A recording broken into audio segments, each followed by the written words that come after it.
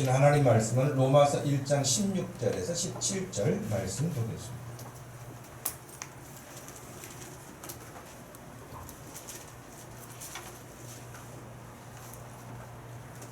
로마서 1장 16절에서 17절 두 절 말씀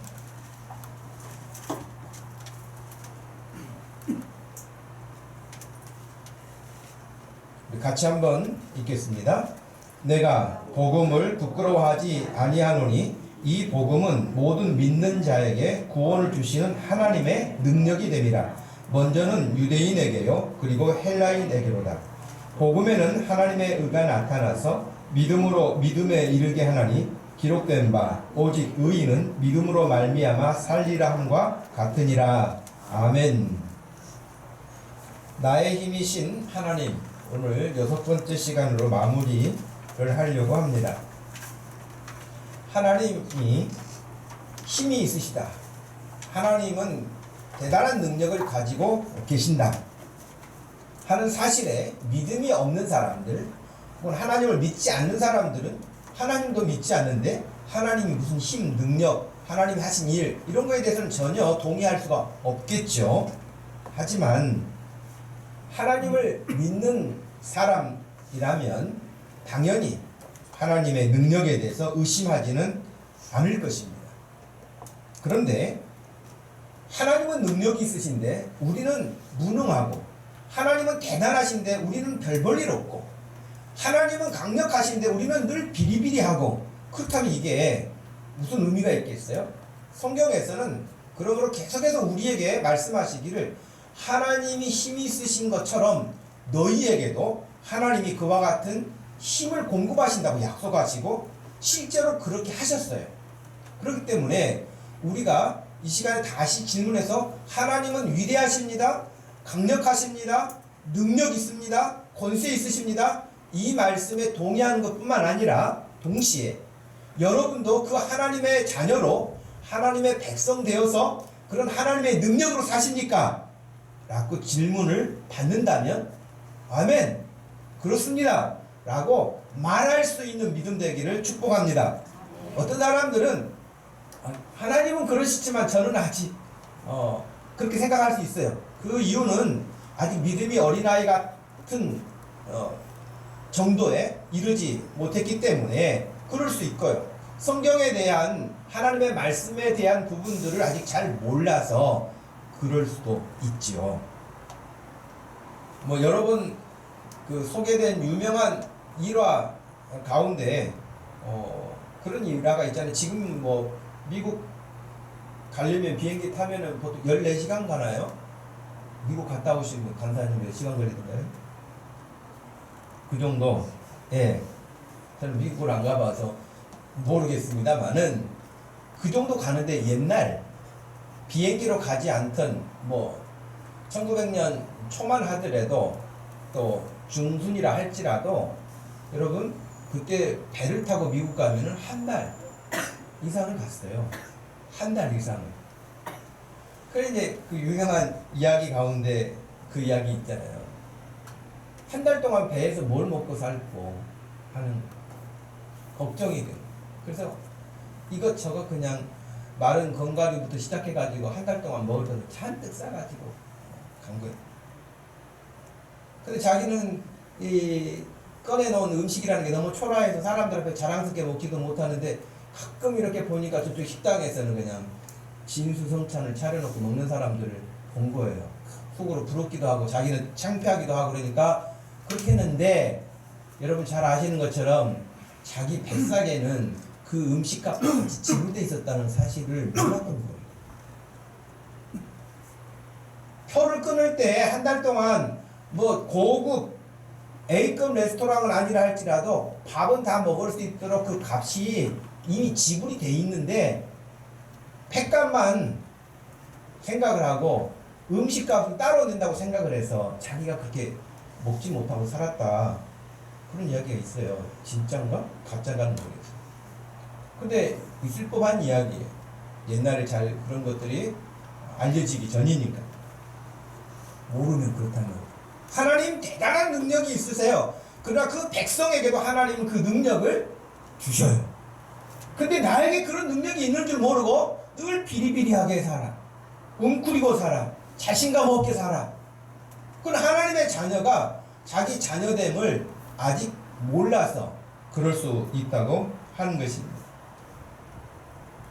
그러니 하나님을 바르게 잘 아는 사람과 그렇지 못한 사람의 삶은 전혀 다른 현상으로 나타날 수밖에 없을 것입니다. 다르게 살 수밖에 없을 것입니다. 여러분, 사도행전 17장에 보면 아덴이라고 하는 도시에 가서 사도 바울이 전도하는 경우가 있었어요. 그때 설교를 했는데 그때 이런 22절의 말씀이 나옵니다. 너희는 내가 가만히 보니까 굉장히 종교심이 많은 사람들이구나 라고 하면서 23절에 내가 두루 다니며 그 도시를 보니까 너희가 위하는 것들을 보다가 알지 못하는 신에게라고 하는 제단을 내가 봤다.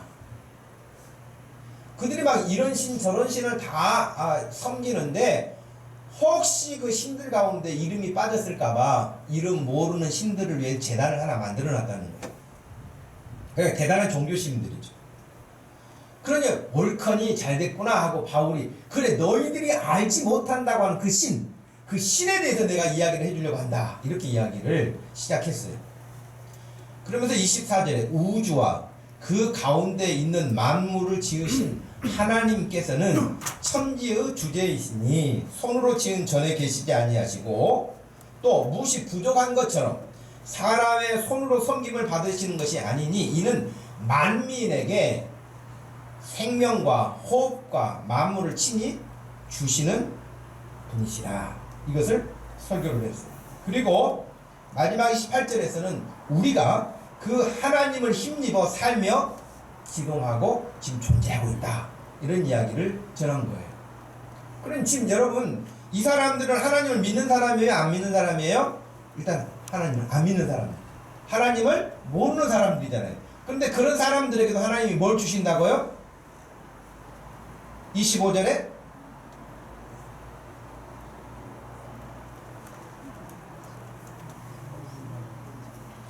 마스크 썼다고 옹알이만 하지 마시고 확실하게 이야기하세요. 뭐라고 되어 있습니까? 예, 만민에게 생명과 호흡을 주셨다. 하나님을 모르고 있는 사람도 하나님을 안 믿는 사람도 하나님이 우리 흔히 말하는 일반 은총이라 그래서 모든 사람에게 하나님이 다 주세요. 예. 28절 말씀에 지금 우리도 그 하나님을 힘입어서 살고 있다라고 말씀을 전했던 것입니다. 여러분, 하나님의 능력이 우리에게 지금도 임하시기 때문에 우리가 호흡하고 있는 줄로 믿습니다. 이게 우리 힘으로 하는 게 아니에요. 코로나 여러분 지금 이 바이러스로 인해서도 사람들이 폐가 손상이 되면 호흡을 못 하잖아요. 호흡을 못 해요.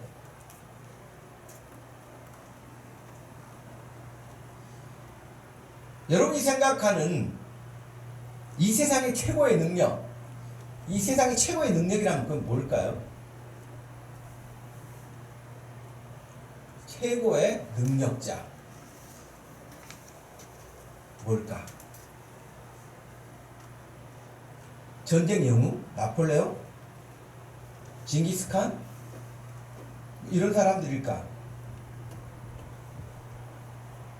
아니면 억만장자라고 하는 정말 어마어마한 우리가 상상도 못할 수 있는 그 돈을 가지고 있는 그런 사람들일까?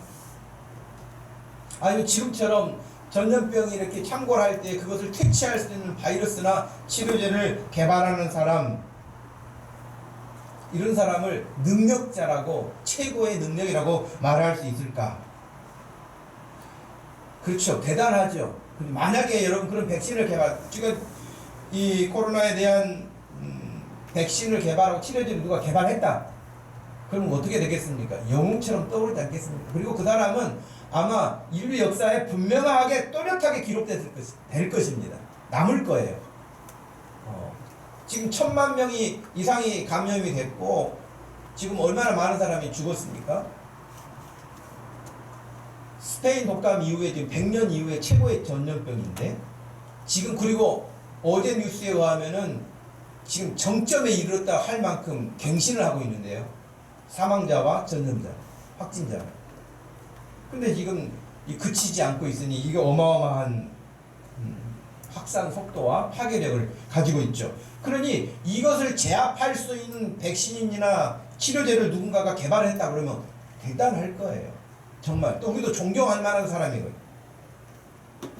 그러나 여러분, 그런 대단한 거라 할지라도 그것이 너무나 지극히 제한적이라는 거예요. 너무 한계가 있다고 하는 거예요. 여러분, 정말 깨끗하게 치료했다. 그 깨끗하게 치료한 사람이 몇 년 살까요? 그 코로나로 죽지는 않아서 살아났지만 그래서 그 사람이 영원히 삽니까? 그렇지 못하죠. 어제도 그 특파원들 프로그램을 보니까 이탈리아에서는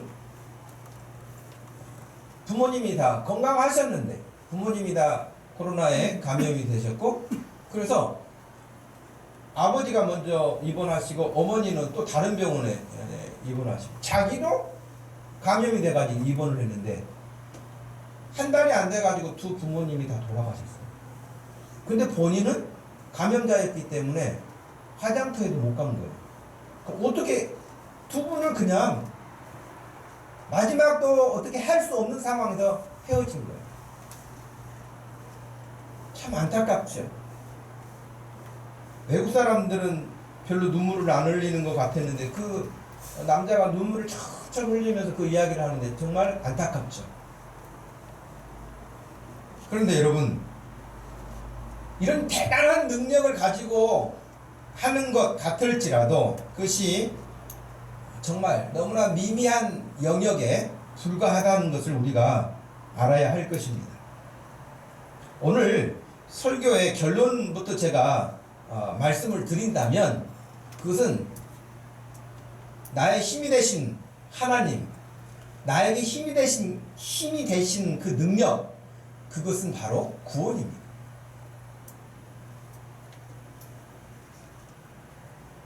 예수님은 이렇게 말씀하셨지요. 마태복음 10장 28절 한번 읽어볼까요? 시작.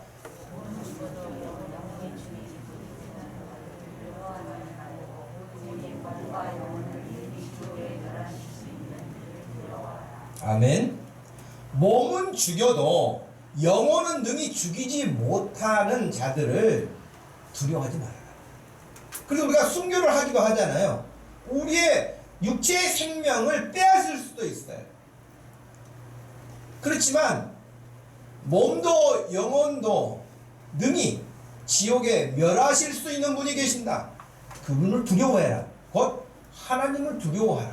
말씀을 하셨죠. 여러분, 누가 몸은 죽였는데 우리 여러분 몸만 죽여서 매장을 하고 그 다음에 그것도 분이 안 풀리면 또 어떻게 합니까? 우리나라 역사에 보면 정권이 바뀌면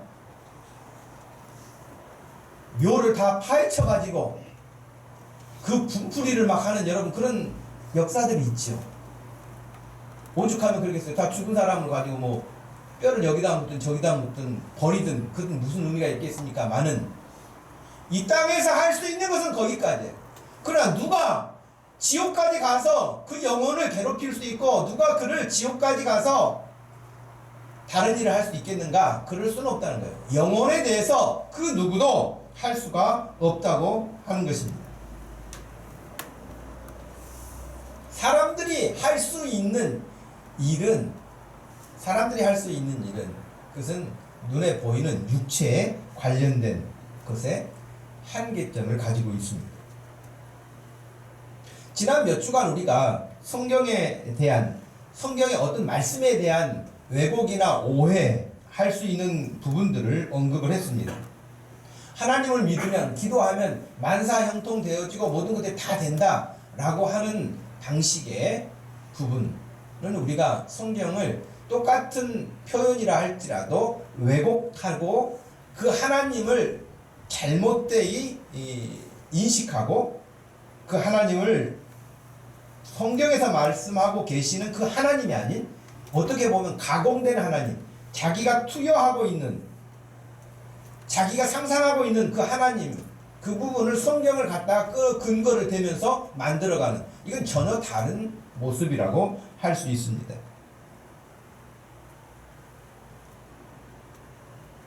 이런 경우는 사람들을 많이 혼란케 해서 사람들이 잘 모르는 상황에서는 어떤 것이 진짜인지 어떤 게 가짜인지를 분별하지 못하죠.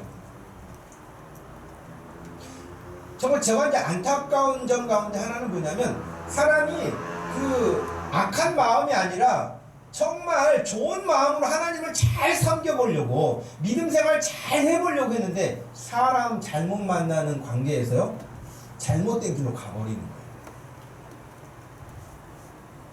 여러분, 이단에 간 사람들이 다 뭐 머리에 뿔 달리고 이상한 사람들이 아니에요. 전과자들이 아니에요. 그들 중에는요 진짜 뭔가 바르게 믿어보려고 하는 사람들도 있어요.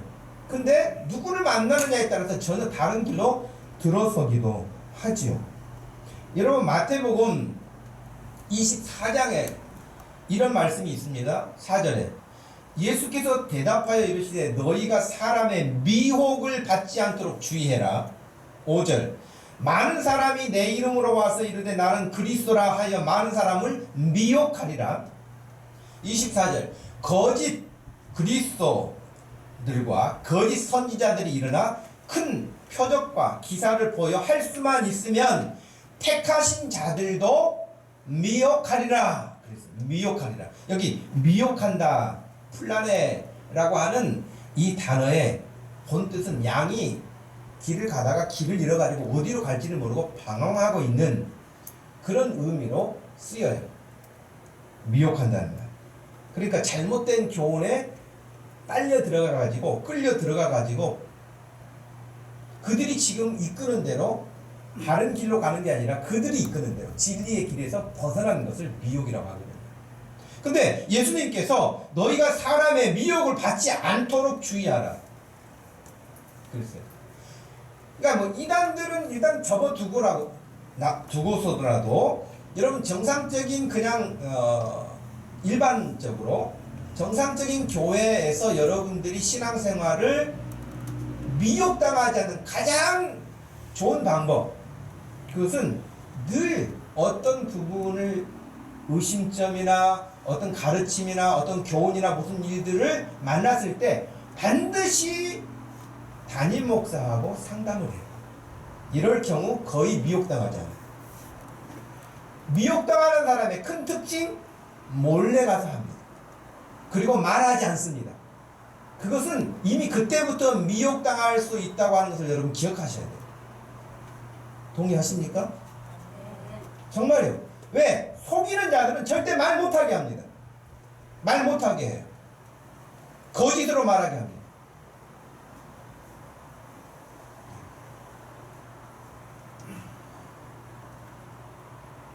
그렇기 때문에 할 수만 있다면 예수님이 하신 24절 말씀은 굉장히 부담스럽고 두려운 표현이에요. 할 수만 있다면 택하신 자들도 미혹하려고 한다는 거예요. 여러분, 이런 이단들이 있잖아요. 꼭 어느 교회 교패 붙어있는 집만 초인종을 누르고 다니는 여호와 증인들, 하나님의 교회 이단들, 신천지들, 이단들이 그래요. 안 믿는 사람을 대상으로 하려고 하네요. 왜? 그래도 성경 지식을 기반으로 가지고 있기 때문에 조금 비틀어서 말하면 아무것도 모르는 사람은 혹하고 넘어가니까. 생짜에게 가서 말해봐요. 받아주지가 않는데요. 그러니까 교패가 붙어있는 사람 집을 초인종을 누르는 거예요. 아이고 겁나서 교패 떼어야 되겠네. 그럴 게 아니고 여러분, 이렇게 24절 말씀처럼 택하신 자들도 늘 표적을 삼는다는 거예요. 그런데 그들이 이런 일을 하는데 24절에 보니까 큰 표적과 기사를 보여준다는 거예요. 큰 기적과 표적과 기사는 뭐냐면 흔히 지난주에도 말씀드린 것처럼 병도 고쳐요. 대단한 능력을 막 보여줘요. 사람들에게. 지금 감옥에 가 있는 만민중앙교회 이재록이라고 하는 사람, 이 사람이 미국에 가서 집회하는 것을 제가 자료를 보니까 정통 교단은 병 고치지도 못하고 다 그런다는 거예요. 정통만 말하고. 그러나 자기한테 이단이라고 하는데 자기는 죽은 사람도 살려낸다는 거예요. 그리고 막 그 간증집 보니까 진짜 죽어가지고 있었는데 살아났대. 자기가 기도해가지고.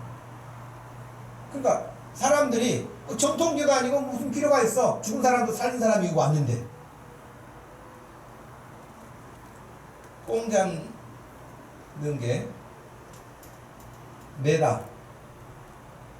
꽁만 잡으면 되지. 그럴 수 있거든요. 여러분, 이 사람들의 지금 한계, 그 미혹 당하는 사람의 한계가 뭐냐? 진짜 자기가 원하는 것을 손에 들려줄 수 있거든요, 당장. 그런데 그 유효 기간이 언제까지라고요? 이 땅에서 생명이 끝나면 같이 끝나요. 그 영혼은 보장할 수가 없어요. 할 수만 있다면 믿는 사람들도 그렇게 끌어당겨가지고 뭔가를 혹하게 보여주고 대단하게 능력을 나타내고 사람들에게 이렇게 환심을 사게 해서 자기를 따르게 하는 거예요. 그러나 그 영혼은 책임질 수가 없어요. 미혹당하지 않도록 해요. 마태복음 7장에서도 그랬죠. 나더러 주여 주여 하는 자마다 다 천국에 들어가지 못한다 말씀을 하시면서 내 아버지의 뜻대로 행하는 자라야 하나님의 나라 천국에 들어갈 수 있다. 그렇게 말씀하시니까 22절에 그날에 심판의 날에 많은 사람이 예수님께 와서 주여 주여 우리가 주의 이름으로 선지자 목사도 했습니다. 장로도 했습니다. 내가 교회 직분자입니다. 그런 뜻이거든요. 내가 선지자 노릇하며 주의 이름으로 귀신도 쫓아내며 주의 이름으로 많은 권능을 행했다는 게, 그 권능 안에는 병도 고칠 뿐만 아니라 기적도 일으키고 대단한 일을 했다는 거예요. 그런데 예수님이 어이구 수고했구나 그렇게 말씀하지 않으시고 23절에 그때 내가 그들에게 밝히 말하되 내가 너희를 도무지 알지 못하니 불법을 행하는 자들아 내게서 떠나라.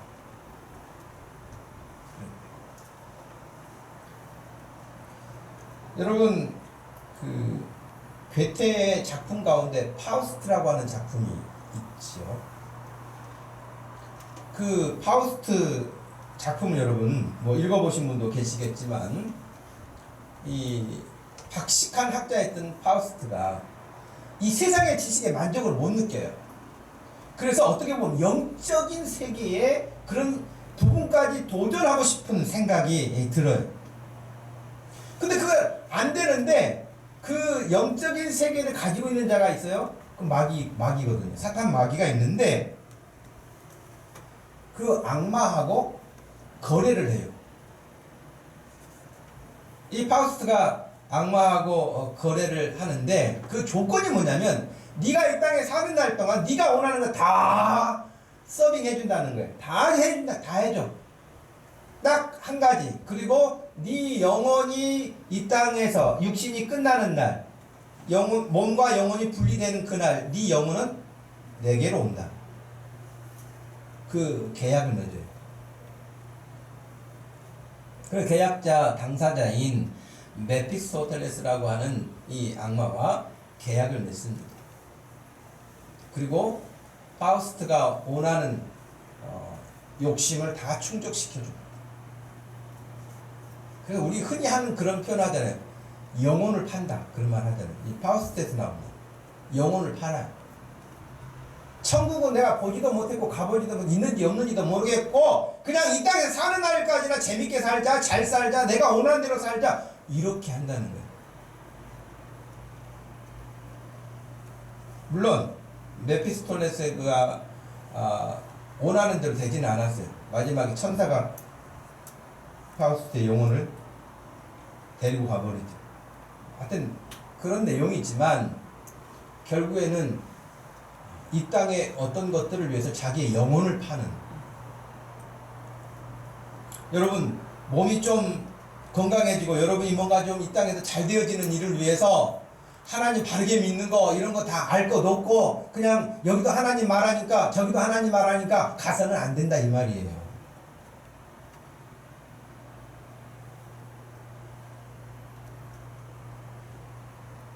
오늘 여러분에게 말씀드린 것처럼 설교의 핵심이 구원이라고, 하나님의 능력이 내게 능력으로 힘으로 임한 것은 바로 구원이라고 말씀을 드렸는데, 이 구원, 그러면 사람들이, 예수 믿는 사람들까지 요즘에 얼마나 무관심합니까? 내가 구원받았어 뭐 이렇게 감격하는 사람이 얼마나 됩니까? 그냥 무관심하거나 무덤덤하기까지 하는, 감동이 없는 그런 부분이 있죠. 왜 우리가 설교하고, 왜 예배를 드리고, 왜 말성경을 공부하고 말씀을 드려야 되느냐? 이 감동이 식어지지 않도록 하기 위한. 그래서 우리는 할 수 없어요. 계속해서 그거 지난번 들었는데요. 여러분 어제 밥 먹었는데 또 왜 밥 먹어요? 똑같아요. 밥 먹었죠. 어제도 먹고 그제도 먹고. 근데 또 오늘도 먹고 내일도 먹고 또 먹는 거예요. 우리의 영혼도 마찬가지. 안 먹으면, 영혼에 대해서 우리가 관리 안 하면 영혼은 한없이 피폐해지는 거예요. 오라기는 여러분들이 하나님이 주신 그 구원받은 자로서의 하나님 백성다운 여러분의 그 삶을 여러분들이 늘 인식하시면서 하나님께 감사할 수 있는 믿음이 되기를 원합니다. 그냥 식어지거나 무감각하거나 그냥 다 그렇지 뭐 이렇게 하지 마시고 하나님의 은혜를 사모하고 늘 하나님 앞에 감사하고 늘 하나님 앞에 내가 뭘 하면 또 하나님이 좋아하실까 기뻐하실까 하는 그런 생각을 가지고, 저 개인적으로 보면 제가 뭐 대단하게 하나님 앞에 뭐 잘난 사람도 아니고 대단한 뭘 업적을 이루어 놓은 사람도 아니고, 그런데 저는 항상 제 자신이 생각할 때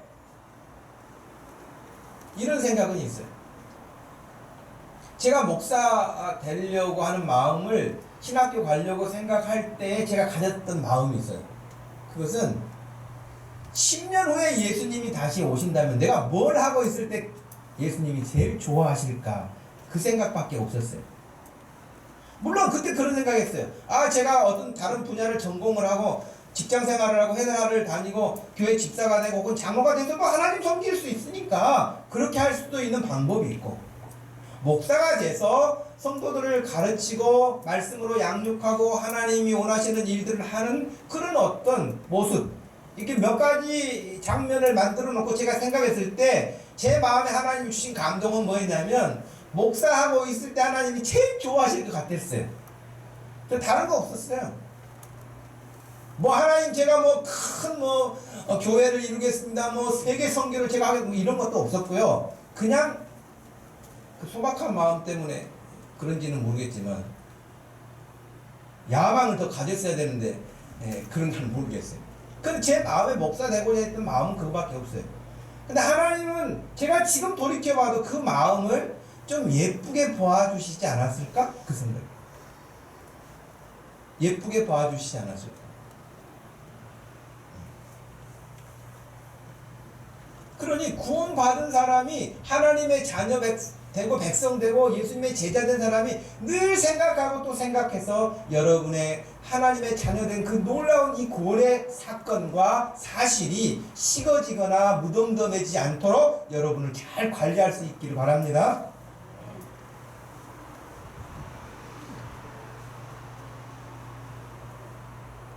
그래서 바울은 이 구원에 대해서 자기 자신이 늘 감동받고 있는 사람이었어요. 그러니 그 감동을 다른 사람하고 말할 때도 그냥 무덤덤하게 그렇게 말하지 않고 다른 사람하고 말할 때도 늘 열정이 나가지고 말해주고 싶은 마음이 있었어요. 그래서 여러분 우리가 읽지는 않았는데 15절, 오늘 로마서 1장 15절 말씀에 보면, 그러므로 나는 할 수 있는 대로 로마에 있는 너희에게도 복음 전하기를 원한다 그랬거든요. 로마서는 로마에 있는 그리스도인들에게 보낸 편지거든요. 그러니까 예수 믿는 사람들에게 보내는 편지예요. 근데 15절에 나는 할 수 있는 대로 로마에 있는 너희에게도 복음 전하기를 원한다. 아니 예수 믿는 사람들에게 뭐 예수님 전해요 이렇게 말할 수 있잖아요. 근데 복음이 그렇게 한 번 들으면 완충되고 완벽하게 끝난 것이 아니에요. 이건 끝도 한도 없는 어마어마한 하나님의 놀라운 일들이 이 복음 안에 들어있기 때문에 바울은 자기가 감동받은 자기의 그 감격함을 로마에 있는 성도들에게도 가가지고 막 말해주고 싶은 거예요. 여러분에게 이런 하나님의 복음의 열정이 일어나기를 축복합니다. 여러분 마음속에 예수님이 계시고 그 예수님을 막 말하고 싶은 마음. 여러분이 설교를 듣고 여러분이 은혜 생활하는 사람의 특징이 뭐냐? 누구에게인가 가서 말해주고 싶은 거예요. 그 마음이 생기는 거예요.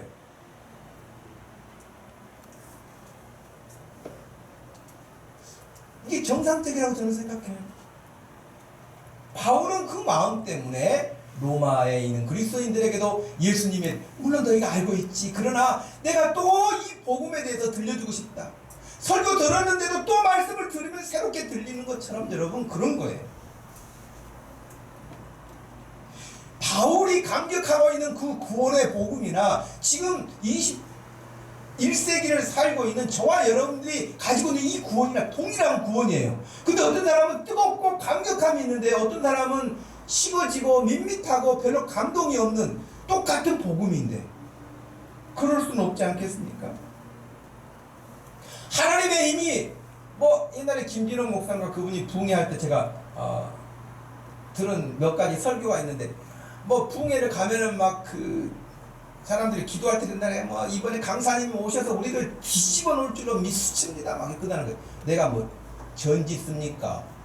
뒤집게. 이러면서 그분이 그런 설교를 하던. 또 어떤 사람은 기도 열심히 해가지고 새마을로 지금은 KTX 다니면 옛날에 새마을호가 제일 빨랐잖아요. 새마을호 다니는 그 터널 위에 올라가가지고 멈춰라 이런 짓을 한다는 거예요. 능력 시험한다고. 여러분 기도해가지고 바빠가지고 새마을호 타고 가는데 왜 멈추게 해요? 그 쓸데없는 짓을 한다는 거예요. 알지 못하고 잘못된 생각을 가지고 있는 거예요. 여러분 구원이라고 하는 복음이라고 하는 예수 그리스도의 이 사건으로 말미암아서 여러분들이 정말 감동이 식지 않고 누구에겐가 말해주고 싶어하는 그런 열정으로 우리가 마을 모임을 하는 이유도 예배를 드리는 이유도 성경을 공부하는 이유고 다 거기에 있다고 생각을 합니다. 그래서 로마서 1장에서는 바울이 이렇게 자기의 그 감흥을 이야기를 해요. 4절에 성결의 영으로는 죽은 자들 가운데서 부활하사 능력으로 하나님의 아들로 선포되셨으니 곧 우리 주 예수 그리스도시다. 이 예수님에 대해서 막 말해주고 싶은 거예요.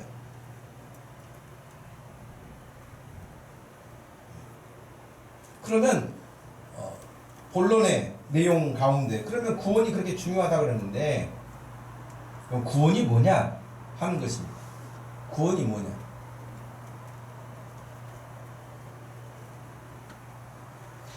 그냥 말을 그대로 표현한다면 구원,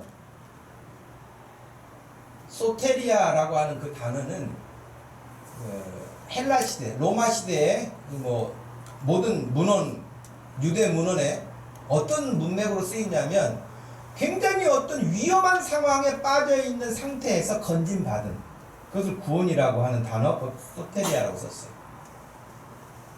근데 성경에서 소테리아라고 하는 단어를 쓸 때는 항상 죄에서 건진받는 의미를 가지고 있습니다.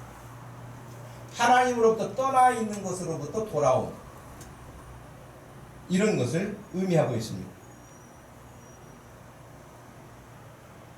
혹은 악한 영으로부터 하나님께로 돌아온 악한 영으로부터 건진받은 그걸 소테리아라고 표현해요.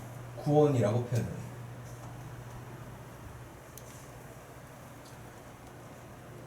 여러분 말씀드린 것처럼 지금처럼 이 바이러스를 잡지 못하고 퇴치하지 못하는 이런 상황에서 누군가가 이 부분을 통제할 수 있는 이겨낼 수 있는 백신을 개발하거나 치료제를 개발했다고 한다면 거기에서 구원받는 거잖아요. 지금 위험한 처지잖아요. 그때 바로 소테리아라고 하는 단어를 쓴 거예요.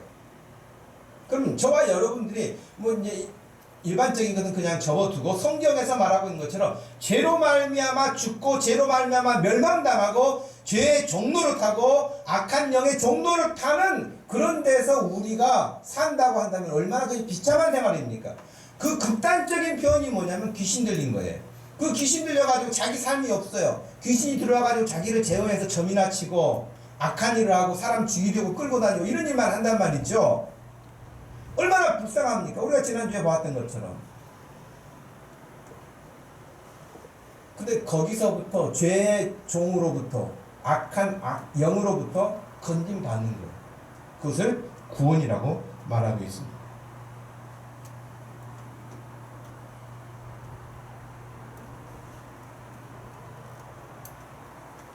말씀드린 대로 여전히 유한한 우리 인간의 생명, 짧은 인간의 생명, 그 유지시켜주는 것으로 끝나는 그러한 구원이 아닌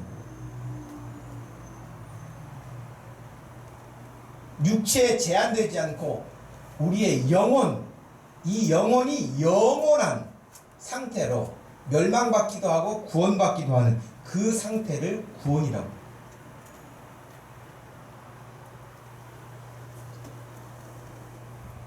아무리 명의라고 해도, 여러분 우리나라에도 정말 실력 좋은 명의들 얼마나 많습니까? 대단한 명의들 많죠. 전에는 손도 대보지 못한 환자들을 지금은 의술이 좋아지고 연구를 많이 해가지고 지금은 다 병을 치료하기도 하고 생명을 연장하기도 하고 다 그렇고 있거든요. 근데 그런 실력자들이 우리나라에 굉장히 많아요. 여러분 TV 명의라는 프로그램 보면은 대단한 의사들이 있죠. 근데 그 사람들이 아무리 명의라고 해도 죽은 사람의 지옥까지 가서 건져내겠습니까? 그 영혼을 치료하겠습니까? 그럴 수는 없어요. 아무리 대단한 명의라 할 때도 그럴 수는 없어요. 그러나 저와 여러분에게 임한 구원은, 저와 여러분에게 임한 하나님의 놀라운 그 은혜는 이 세상에 그 누구도 할 수 없는, 그 어떤 것으로도 할 수 없는 우리의 생명을 영원토록 하나님의 나라에서 살 수 있는 그 영생을 우리에게 임하게 한 그것이 구원이라는 거예요. 그 구원이, 그 하나님의 구원이 내게 지금 임해 있는 거예요. 내게 이런 엄청난 것이 와 있었나? 모를 수도 있죠. 근데 확인하세요. 여러분에게는 그런 하나님의 엄청난 구원의 역사가 임했다는 사실을 기억하시길 바랍니다. 여러분 그냥 시시하게 살아야 될 인생이 아니에요. 그냥 대충 살아야 할 인생이 아닌 거예요.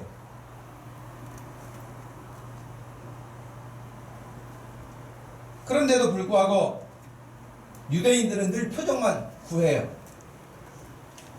헬라인들은 계속해서 무슨 새로운 지식이 없나, 뭐 대단한 새로운 지식이 없나, 뭐 지식을 찾아요. 지혜를 찾아요. 그러나 바울은 그렇게 말했습니다. 우리는 십자가에 못 박힌 그리스도를 전하는데 유대인에게는 이것을 꺼리끼는 거라는 거예요. 표적을 구하는 사람들에게는 뭐 대단한 표적도 아니네, 대단한 기적도 아니네, 뭐 별것도 없네, 눈에 보이는 기적을 늘 요구한다는 거예요. 그러나 십자가는 그들의 눈에 봤을 때는 거리끼는 거라는 거예요. 지혜를 찾는 헬라인들이 봤을 때는 미련한 것으로 보인다는 거예요. 그러나 24절 같이 한번 읽어봅시다. 시작. 오직 부르심을 받은 자들에게는 유대인이나 헬라인이나 그리스도는 하나님의 능력이요 하나님의 지혜니라. 아멘. 여러분 그래요. 어리석게 보이죠. 미련해 보이죠. 그러나 하나님을 믿는 구원받은 사람들에게는 그리스도는 하나님의 능력이요 하나님의 지혜라고 하는 것입니다. 그래서 여러분 사도 바울은 기회 있을 때마다 그랬어요. 오늘 16절 말씀에서 그랬잖아요. 내가 복음을 부끄러워하지 않는다. 이 말을 바꾸면 무슨 말이에요? 내가 복음을 정말 자랑스럽게 여긴다. 내가 복음을 너무너무 자랑스럽게 여긴다. 여러분 뭘 자랑하고 싶으세요? 여러분 지금까지 살아오면서 또 지금 살고 있으면서 뭘 자랑하고 싶으세요? 야 내가 1m 80이다. 키 자랑하실래요? 내가 허리 사이즈가 뭐 23이야. 여러분은 허리 자랑하시겠어요? 뭘 자랑하시겠어요? 바울은 복음, 예수님만 나오면 그냥 밤이 새는 줄도 모르고 이야기하는 사람이 바울이에요. 그래서 나는 이 복음, 특별히 로마에 있는 사람들에게는, 그 사람들은 아까 뭐를 구하는 사람들이라고요?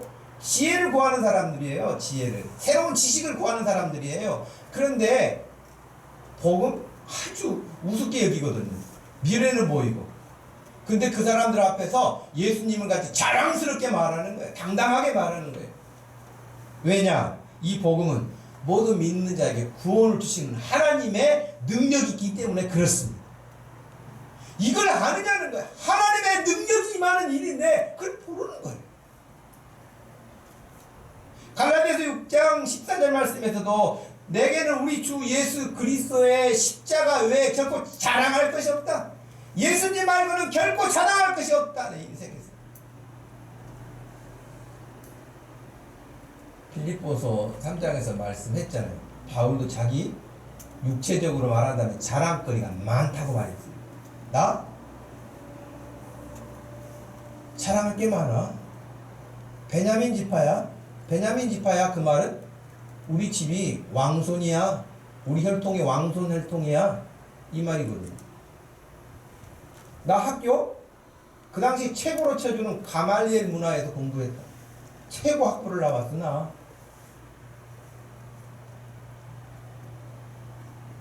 나 로마 시민권 가지고 있어. 등등등. 자랑할 것이 많아. 율법 흠이 없는 사람이야 나. 자랑할 것을 세상적으로 말한다면 얼마 어마어마하게 많다는 거예요. 그러나 이것들 다 쓰레기처럼 배설물처럼 버려버리고 딱 한 가지만 붙잡았다는 거예요. 학벌, 혈통, 자기 자랑, 자기 의로움 자랑은 붙잡은 게 아니라 십자가 말고는 나머지는 다 놓은 거예요. 십자가만 붙잡은 거예요. 예수님만 붙잡은 거예요.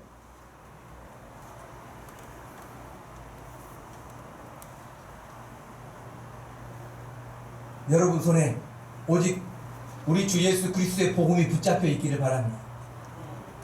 오직 예수 그리스도의 십자가 말고는 자랑할 것이 없다고 여러분 그렇게 마음에 감동함과 자랑스러움을 가지고 설 수 있기를 원합니다. 여러분 얼마든지 자랑스러워야 합니다.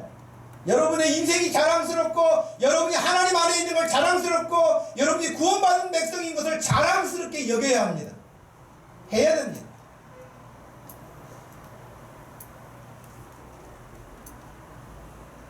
당당하고 세상에 그 어떤 쇠파가 휘몰아친다 할지라도 굴하지 아니하고 당당하게 변함없으신 그 하나님처럼 우리 역시 변함없는 모습으로 하나님을 향해야 할 것입니다. 그러면 구원받은 사람은 어떻게 살아야 되겠습니까? 17절 말씀에 같이 한번 읽도록 하겠습니다. 17절 말씀 한번 소리내서 읽습니다.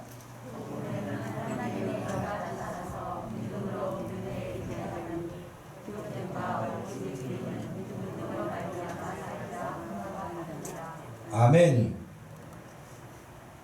구원받은 사람은 결국 믿음으로 사는 거예요.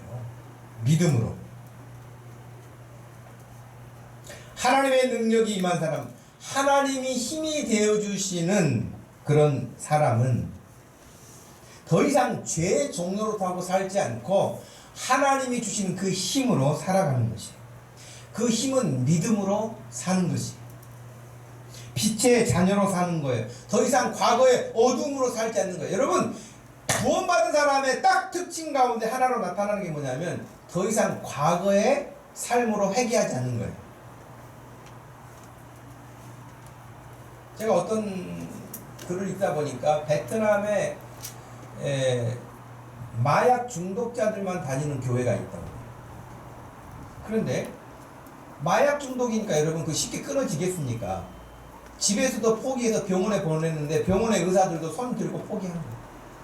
그런데 누군가가 예수 믿어봐라, 교회 가봐라. 그래서 교회로 왔는데 교회에서 뭐 주사를 놔줍니까, 약을 주기를 합니까, 뭐 다른 걸 한 말씀만 전했을 뿐인데 그 사람이요 예수 그리스도의 복음을 듣고 자기 심령의 변화가 일어나서 그렇게 끊지 못하던 마약이 끊겨져요. 그건 하나님의 능력이죠. 제가 그 한 15년 전인가 어떤 분이 교회를 왔었는데 어떻게 또 교회를 오게 됐느냐, 자기 그 믿음에 대한 이야기를 물어보니까 자기가 저기 은평구 수색에 살았는데 거기 교회 교인이라고 해야 10명이 안 되는 교회에 자기가 가게 됐다는 거예요. 가게 되는데 어떻게 해서 그 교회를 다니게 되냐 했더니 자기 그렇게 이 담배 중독자라는, 하루에 담배를 몇 갑씩 피우는 사람. 그런데 교회를 딱 들어섰는데 그 순간 뭐 말씀을 듣기도 전에 담배 냄새가 그렇게 역겹더라는 거예요. 그래서 더 이상 그 이후로 담배를 못 피게 됐대요. 여러분 그거 뭐 어떻게 설명하겠어요? 그 교회는 희한한 향기를 바라는 거 장치를 해놨나요? 없다니까요. 교회 들어섰는데 하나님의 은혜지. 그래서 그 담배로부터 자기가 자유롭게 됐다는 거예요.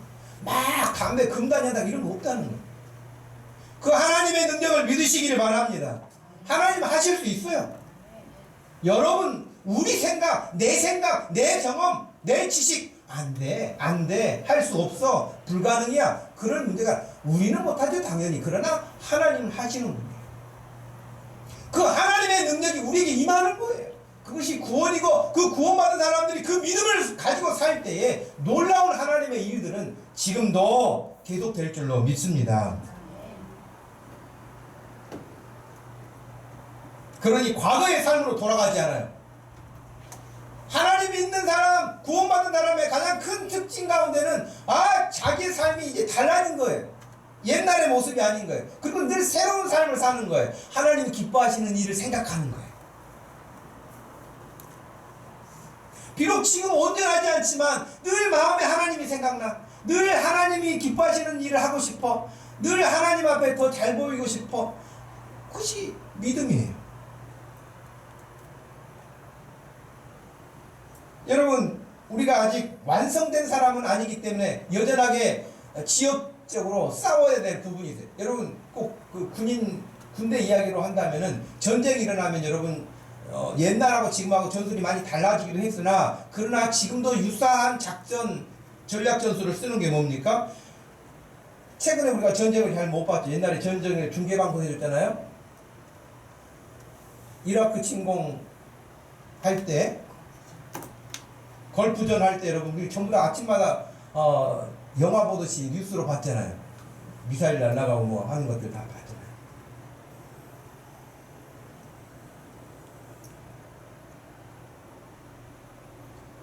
그 전쟁할 때 가장 먼저 하는 것이 공중전이에요. 비행기가 가거나 혹은 여기서 다 좌표를 맞춰가지고 주요 시설을 먼저 폭격을 해요. 그죠? 그리고 마무리하러 누가 들어갑니까? 지상군이 들어가요. 마무리. 지금 신앙생활이 뭐냐? 예수님이 공중전을 이미 다 주요 시설 다 폭파한 거예요. 마귀의 허리를 꺾어 놓으신 거예요. 근데 마귀가 지금 완전히 숨을 거둔 건 아니야. 완전히 마귀의 생명이 끝나는 날은 심판의 날이에요. 그때까지는 기어다니든 어떻게 하든지 간에 움직여요. 그러나 허리는 지금 완전히 꺾였어요. 옛날처럼 힘 못 써요, 여러분, 마귀가. 그것이 창세기 3장 15절 말씀에 뱀의 머리를 짓밟을 것이라 한 말씀이 그거예요. 그래서 마귀는 예수님의 십자가를 완전히 척추가 꺾인 것과 같은 건데, 그러나 완전히 소멸된 거 아니고 전쟁이 끝난 게 아니기 때문에 지금도 지역적으로 하는데, 지금 우리가 살고 있는 이 현장은 마치 공중전이 끝난 다음에 지상군이 들어가가지고 장불 정리하는 거하고 똑같은 거예요. 여러분의 일상생활에서 계속해서 사탄의 졸개들이 와가지고 여러분을 비아냥대고 여러분을 놀리고 여러분 무시하고 여러분을 별거 아닌 것처럼 자꾸 그렇게 한다는 거예요. 지상군을 투입하는 거예요. 그때 우리는 할 일이 뭐냐면 싸우는 거예요. 그 지상군들 마지막 싸우는 거예요. 그 전투가 우리의 삶의 현장이에요. 그러니까 여러분에게 일상생활에 늘 있을 거예요. 여러분이 구원받았으니까 여러분 앞에 아무 어려움이 없거나 갈등이 없거나 오직 믿음으로 사니까 죄질 생각은 하나도 안 나거나 그렇지 않아요. 계속해서 그렇게 나타날 것입니다. 그런데 그럼에도 불구하고 로마서 8장에 의하면 선언이 나와 있어요. 누가 우리를 그리스도의 사랑에서 끊을 수 있겠느냐? 환난, 공고한 일, 박해, 기근, 적신, 위험, 칼, 이런 것이 하나님과 우리의 사이를 끊을 수 없다. 구원을 빼앗아갈 수 없다. 그 말. 그래서 36절 기록된 바 우리가 종일 주를 위하여 죽임을 당하게 되며 도살을 당할 양같이 여김을 받을 만큼 늘 그런 곤고한 싸움이 있음에도 불구하고 37절 그러나 이 모든 일에 우리를 사랑하시는 이로 말미암아 우리가 넉넉히 이기느니라. 할렐루야.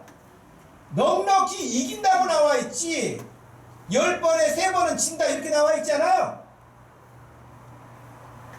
우리에게 힘을 주시는 하나님의 능력으로 나의 힘이 되신 그 하나님의 힘으로 우리가 넉넉히 이기게 될 줄로 믿습니다.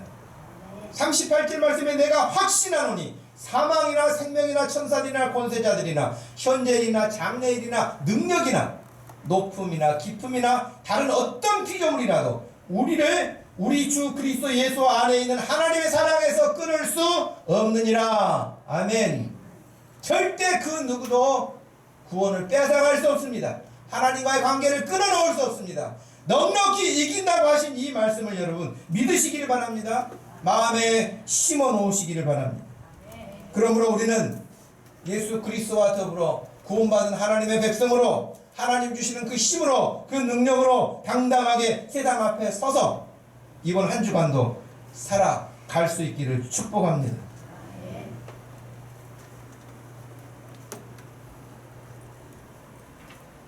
나의 힘이신 하나님 6번째 시간을 통해서 우리가 성경의 일부분들을 찾아봤습니다마는 여러분의 평생에 정말 나의 힘이 되신 분은 하나님이시다.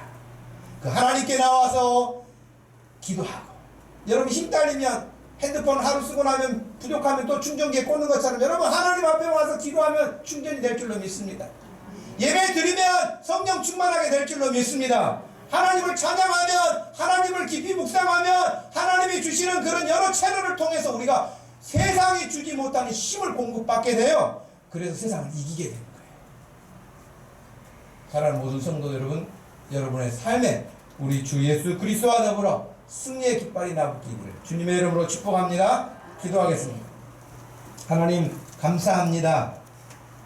나의 힘이신 하나님, 능력이신 하나님, 구원이신 하나님, 나를 구원하여 오늘 이 자리에 앉혀주시고 하나님을 예배하게 하시고 하나님의 말씀을 전하게 하시고 듣게 하시니 감사합니다. 하나님 앞에 부름받는 그 순간까지 이 땅에서 가져야 할 우리에게 맡겨주신 사명 많습니다. 그 일들을 잘 감당할 수 있도록 찬양하며 감당할 수 있도록 기도하며 능력을 받아 감당할 수 있도록 모든 성도들에게 성령 충만함을 덧입혀 주시옵소서. 예수님의 이름으로 기도하옵나이다. 아멘. 우리 다같이 자리에서 일어나셔서 423장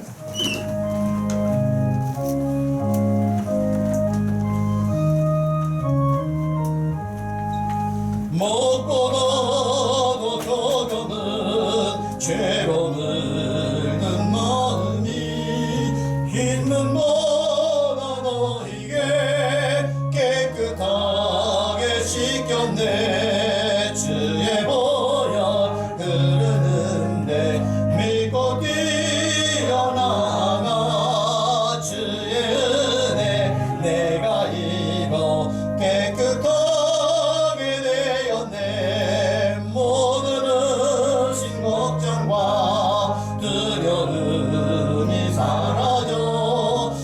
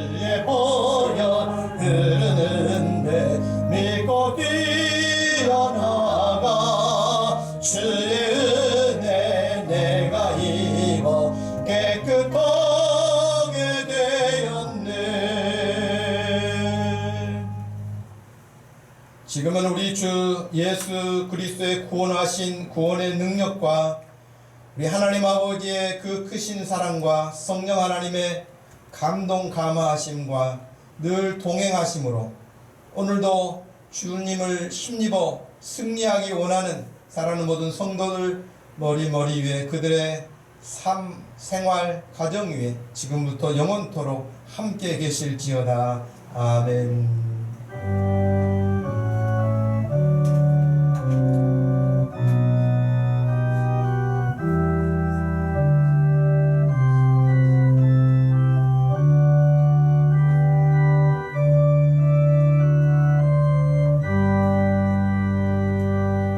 네, 자리에 그대로 잠깐만 앉아주시고요.